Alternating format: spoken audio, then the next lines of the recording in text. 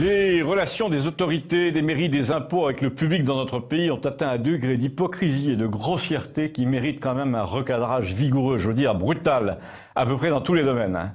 Pourquoi un rural, un semi-rural, y est-il sensible plus que les autres? Parce qu'à Campagnole, quand quelqu'un est égoïste et cinglé, on ne tarde pas à le lui faire comprendre collectivement et localement.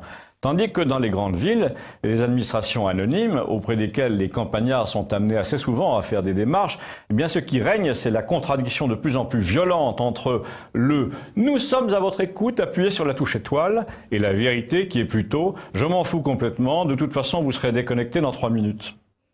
La technologie Internet, tout ça, a donné des ailes aux démarches, aux réclamations en ligne, mais vous vous apercevez qu'au bout du compte, et surtout au bout de la ligne, il n'y a personne, les 3/4 du temps.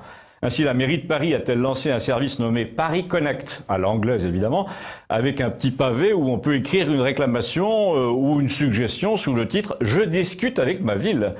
On a vu récemment que la mairesse de Paris était extrêmement forte pour la discussion, et ben vous allez voir, ça se confirme. Donc vous écrivez 5 lignes dans une case, on vous demande si vous souhaitez qu'on vous réponde. Bien évidemment, je veux qu'on me réponde, alors vous cochez oui.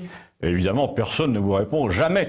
En plus, en l'occurrence, il s'agissait de protester contre un agent des parcs et jardins parce qu'il a attendu un jour de manif que la police vous oblige à vous garer sous un arbre avec votre 2 roues en disant vous n'irez pas plus loin, pas question de traverser le cortège. Donc ce jour-là, vous continuez à pied avec votre moto garée pour aller à votre rendez-vous.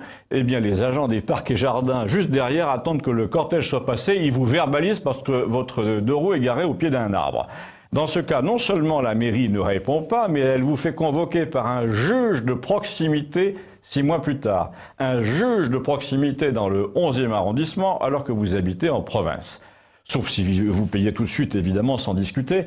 Eh bien, la pression monte en France à cause de ce genre de choses. Et quand ça explose un jour, tout le monde dit « Ah, ben on pensait pas que c'était à ce point-là ». Eh bien si, c'est à ce point-là. C'est à ce point-là pour le RSI, l'URSSAF, l'eau, la redevance, le contrôle technique, les points de permis, tout. Un autre exemple, les impôts ouvrent un service par téléphone où on vous annonce que vous payez 6 centimes par minute et que vous en avez pour 2 à 5 minutes. Vous êtes 12e sur la liste. Puis 8e, puis 5e. Et puis le disque vous dit que ça va être bientôt à vous. Et puis enfin, il vous dit que les appels sont trop nombreux et qu'il faudra rappeler ultérieurement et il raccroche. Résultat, vous avez perdu 7 minutes et 42 centimes.